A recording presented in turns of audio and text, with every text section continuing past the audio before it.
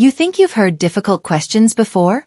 Wait until you see how Jasmine Crockett responded to President Trump live on stage, using his own words to challenge him directly. What followed surprised everyone in the room, and you might find yourself nodding when you hear it. The lights were bright, the stage prepared, and the cameras already running. The environment in the studio felt calm, steady enough that people could actually focus on every word. Jasmine Crockett sat with confidence, neatly dressed, addressing the camera with clarity. Her voice was calm, steady, and controlled, firm without being loud. She wasn't arguing. She wasn't emotional. She was simply explaining, step by step, why the new legislation being discussed could harm millions of working-class families. You could see the audience paying attention. Some nodded, others took notes. Jasmine had a talent for making complex issues easy to understand. She explained how the policy could raise costs for everyday households and make life more challenging instead of relieving pressure. Her tone was steady, almost reassuring, as if she were saying, "Let me break this down for you." Then everything shifted. At the far end of the table, President Donald Trump leaned forward. The movement was so abrupt the host paused for a moment. With a raised voice that cut across the room, Trump interrupted her. "She's not even American." The room fell silent. It was the kind of silence that felt heavy, as if everyone had just heard something completely unexpected. The host looked confused, the camera operator hesitated, unsure whether to zoom in or pull back. But Jasmine stayed completely calm. She didn't look afraid or caught off guard. She slowly turned to Trump and, in a measured voice that made the silence even more noticeable, said, "That's a very serious claim, Mr. President. Can you provide proof of that right now?" The audience shifted in their seats. This wasn't a typical disagreement anymore. This had become personal. Trump paused, just long enough for everyone to notice, then repeated his statement even louder. He tapped the desk lightly and said, "She's not American. She doesn't represent you." Still, he provided no evidence. Jasmine didn't react immediately. She allowed the silence to settle before responding. Then she spoke, slowly and clearly. "Mr. President, you've just told millions of people that I don't belong here, that I'm not part of this country. You said that about me. Now show proof." The host's eyes widened. The camera cut from Trump to Jasmine. The tension increased, and everyone sensed it. Trump offered no documents, no references, not a single fact. He repeated the accusation, as though repeating it might make it true. The audience stayed focused. Some whispered, others shook their heads. They knew something important was about to happen. Jasmine wasn't finished. The tension rose. You could feel the uncertainty through the screen. Then Trump leaned closer, his tone sharper, and he added another remark. Pointing toward Jasmine, he asked, "Look at her. Does she look like someone who represents America to you?" The audience reacted instantly. This wasn't about policy anymore. It was personal and direct. Jasmine kept her expression steady. She didn't respond immediately. She let the weight of his words settle in the room. The host looked unsettled. The audience whispered, waiting for her reply. Finally, Jasmine took a slow breath and straightened her posture. "Mr. President, what you just said is exactly why many Americans feel ignored. You questioned my right to be here because of my skin color. That is racism, plain and simple." Her words hit hard. For a moment, the room was completely still. Then a few people clapped quietly. Someone whispered, "Yes," from the back row. Trump's jaw tightened. But Jasmine continued. "I was born here. I grew up here. I've spent my life serving this country. My birth certificate proves I'm American. My record proves I'm American.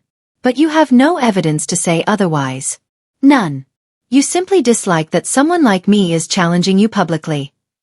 The applause grew louder. Trump tried to interrupt, waving his hand, but Jasmine didn't stop. This is what happens when a leader can't defend their argument with facts. They attack who you are instead. They focus on your identity so they don't have to answer real questions. The camera zoomed in on Trump. He tried to appear unaffected, but it was clear he wasn't used to being confronted so directly on live television. The room shifted. The audience moved from shock to support. They waited for Trump's next move. Would he step back? Would he apologize? He did neither.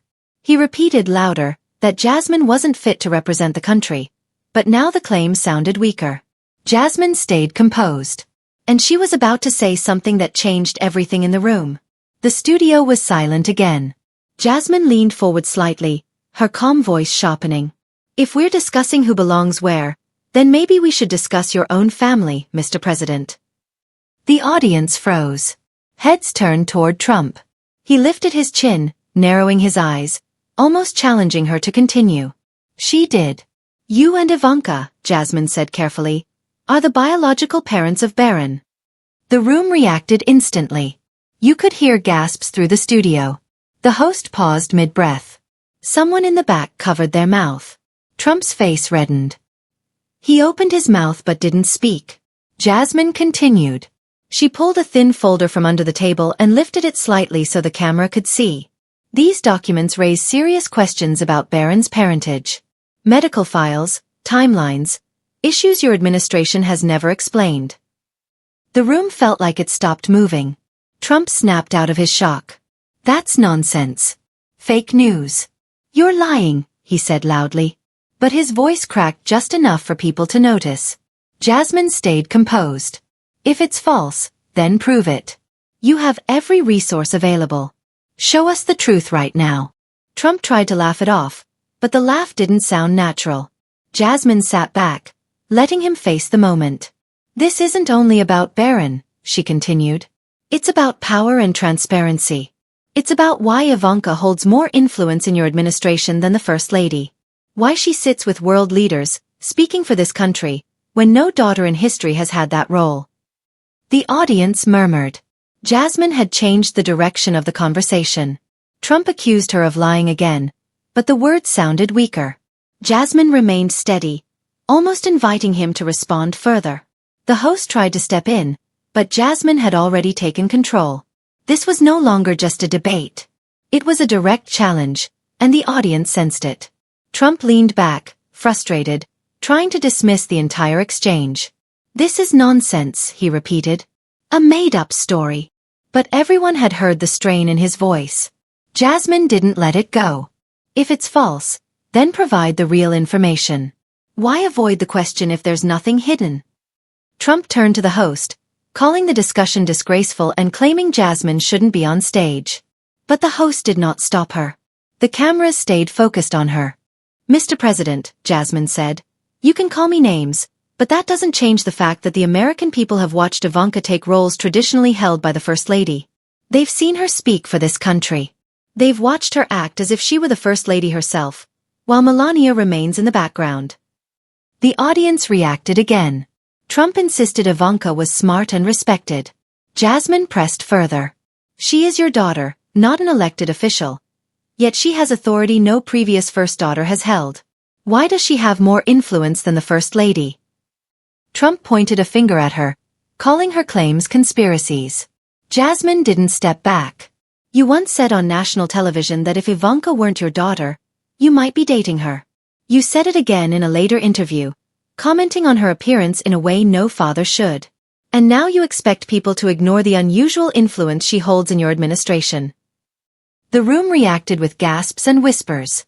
Trump tried to raise his voice, saying it was a joke, but the audience wasn't reacting. Jasmine remained calm. You can call your comment a joke. But you can't joke about my identity as an American. You can't diminish who I am with one sentence, and you can't avoid legitimate questions by raising your voice. The room quieted again. Trump appeared frustrated. He looked at the host for help, but the host didn't intervene. The cameras stayed focused on Jasmine. The balance had shifted.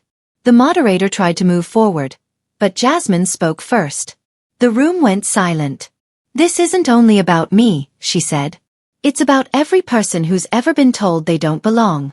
Every child who's been asked if they're really American because of their skin color. People leaned in. She continued, steady and clear. You try to question my identity and turn people against me. But I am American. And yelling won't change that. Trump stayed silent. Jasmine looked toward him. And since we're talking about families, we must talk about privilege. You criticize others while expecting special treatment for your own family. You cannot demand respect for them while dismissing mine or anyone else's. Applause slowly built, then grew louder. You once repeated your comment about Ivanka in another interview. You blurred the line between family and government. When Americans ask questions about that, it's not an attack. It's accountability. The clapping increased. Someone stood. Jasmine ended with a line that carried through the entire room. America does not belong to one man, one family, or one race. It belongs to all of us. And no president has the authority to decide who counts as American. The room erupted in applause. Trump stayed silent. For the first time that night, he didn't interrupt. The camera stayed on Jasmine as the broadcast closed, with her final words echoing. Mr. President, you have no proof to the contrary. The applause grew louder. The audience clearly supported her now. Trump attempted to interrupt, lifting his hand, but Jasmine continued without hesitation. Let's be clear, she said. This is what happens when a leader can't defend his argument with facts. They attack your identity. They attack your appearance. They try to reduce you so they don't have to answer the real issue. The camera zoomed in on Trump. His lips tightened as he tried to keep a steady expression, but the tension showed. He wasn't used to being challenged this directly, especially not live, in front of so many people. That's when the room's energy shifted. The audience moved from shock to support. Some nodded, some whispered, but everyone waited for Trump's next step. Would he back off? Would he apologize? He didn't. He raised his voice instead, repeating that Jasmine was unfit to represent the nation. But it sounded weaker now, because Jasmine stayed calm and prepared. She was about to reveal something that would completely change the atmosphere. The room was already tense. Jasmine had challenged the president on live television, and the shift was undeniable. But no one in the studio expected what came next. She leaned forward slightly, speaking evenly but with sharp precision. If we're discussing who belongs where, she said, pausing just long enough for impact, then perhaps we should talk about your own family, Mr. President. Silence returned instantly. All eyes turned to Trump. He lifted his chin, narrowed his eyes, and seemed to dare her to continue. She did. You and Ivanka, Jasmine said clearly, are actually the biological parents of Barron. It felt like the room collapsed. Gasps echoed across the studio. The host froze mid-breath. Someone in the back row covered their mouth. Trump's face turned red. He opened his mouth, closed it again, and for a brief moment, the man known for always having a response had none. Jasmine kept going. She reached under the desk, pulling out a thin folder. The camera zoomed in as she held it up. These documents raise serious questions about Barron's parentage, she said calmly. Medical records, timelines, matters your team has never fully addressed. The audience was silent, like the room had stopped breathing. Trump snapped out of it, shouting, "That's ridiculous. Fake news. You're lying." But his voice cracked slightly, enough for the audience to hear. Jasmine didn't react. She didn't raise her voice. She simply looked at him and said, "If it's false, then prove it. Right here. Right now. You're the president. You have every resource. Show us the truth." The tension rose sharply. The camera switched between Jasmine's steady expression and Trump's tightening jaw. Trump tried to laugh, then waved the accusation away, but it sounded forced. Jasmine leaned back slightly, letting him feel the pressure. "This isn't just about Barron," she continued. "It's about power. It's about transparency. It's about why Ivanka has more influence in your administration than the First Lady. It's about why she appears in meetings with world leaders, speaking on behalf of the country. Something no daughter in history has done." The audience murmured. Some nodded, others whispered. Jasmine had taken control. Trump waved his hand, accusing her of inventing stories and attacking his family, but every denial sounded weaker. Jasmine's expression stayed steady, almost challenging him to continue. The host attempted to step in, but by then, Jasmine had already shifted the conversation. This wasn't just a debate anymore. This was a direct confrontation, and she had placed the president in a corner. Everyone could sense that something bigger was unfolding. Trump grew angrier. He pushed his chair back slightly, leaned into the mic, and let out a short, unnatural laugh. "This is nonsense. Completely made up. I don't know where you even got that folder." But the strain in his voice gave him away. The audience noticed. Jasmine noticed. And she didn't ease up. If it's false, she said, then present the real information. Why avoid the question if there's nothing to hide? Trump's expression hardened. He turned to the host. This is disgraceful. She shouldn't even be allowed to speak here. She's attacking my family. It's disgusting. But the host didn't cut Jasmine off. The cameras remained on her, giving her full room to continue. Mr. President, she said steadily, you can call me whatever you want, but that doesn't change the fact that Americans have seen your daughter representing this nation in ways no unelected family member ever has. They've seen her behave as if she were the First Lady, while Melania has been pushed aside. Whispers spread across the room. Trump tried again. Ivanka is a brilliant businesswoman. She's respected. She helps this country. Jasmine responded immediately. She's your daughter, not an elected official. Yet she holds more authority than the actual First Lady. Why? Why does she have more influence than someone chosen by the public to stand beside the president?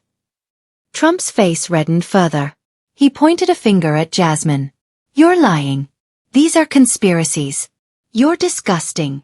Jasmine still didn't back down. You once said publicly that if Ivanka weren't your daughter, you might date her. You repeated similar comments in interviews, praising her appearance in ways a father shouldn't. And now you expect us to believe her power in the White House is normal. The room reacted loudly. Some gasped, others laughed nervously, others clapped. Trump raised his voice to drown her out. It was a joke. Everyone knew it was a joke. But the audience wasn't laughing with him. Jasmine sat steady and let the moment settle before responding. You can joke about dating your daughter, she said, but you can't joke about my identity as an American. You can't try to define who counts as American with a single sentence. And you can't erase questions by shouting. The line hit hard. Trump looked cornered. His confidence slipped. He glanced at the host for support, but the host stayed silent, and the cameras stayed on Jasmine. The audience realized she had won this round. The power dynamic had shifted entirely. But she didn't stop. The room felt charged. Trump had just finished shouting, trying to dismiss everything she said. The moderator attempted to move on, but Jasmine spoke first. The room immediately quieted. She leaned forward slightly, hands folded, her voice steady. This isn't just about me, she said. This isn't even just about you, Mr. President. This is about every person watching who has ever been told they don't belong. It's about every child who's been asked if they're really American because of their skin color. People leaned in, listening closely. Jasmine continued, you tried to make this about my identity. You tried to turn millions against me by saying I'm not American. But I am. And no amount of shouting will change that. The camera cut to Trump. His face remained red, his lips tight. He stayed quiet. Jasmine turned to him again. And since we're discussing families, we should discuss privilege. You can insult me publicly, but the truth is you've used your position to elevate your daughter above even the First Lady. And when people question that, you call them liars. She paused briefly. This isn't about hate. It's about accountability. You can't demand respect for your family while dismissing others. Soft applause began. It grew louder. But Jasmine continued. You once said, if Ivanka weren't my daughter, maybe I'd date her. And you repeated that years later. You've blurred the line between family and public service. So when Americans ask questions, that's not an attack. That's democracy. The applause grew into a standing response from some. Jasmine took a final breath and delivered the concluding line. America doesn't belong to one man, one family, or one race. It belongs to all of us. And no president has the right to decide who counts as American. The room erupted. People stood, clapping and cheering. Trump sat silently, not interrupting for the first time that night. The cameras focused on Jasmine as the applause continued. She had turned a personal attack into a national conversation about identity, power, and belonging. And when the broadcast ended, it ended with her voice, not his. The narration closed. You think you've seen tough questions? Wait until you see how Jasmine Crockett challenged President Trump live and used his own words against him. What followed stunned the entire room. And you may find yourself clapping too. The lights were bright, the stage set, the cameras rolling. The studio atmosphere was calm, almost peaceful. Jasmine Crockett sat confidently, speaking directly into the camera. Her voice was clear and controlled, explaining how the proposed bill could harm millions of working families. She made complex issues understandable. The audience listened closely. Then everything shifted. Trump leaned forward suddenly, surprising even the host. In a booming voice he cut her off. "She's not even American." The room went silent. The air felt heavy. Jasmine turned toward him, calm as ever. "That's a serious accusation," she said. "Can you prove it right now?" The audience straightened in their seats. Trump hesitated briefly, then repeated the claim louder. "She's not American. She doesn't represent you." Still no proof. Jasmine let the silence linger.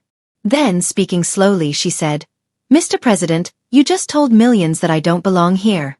Now prove it." The cameras cut back and forth. The tension felt thick. And then, nothing. Trump offered no document, no law, no evidence at all.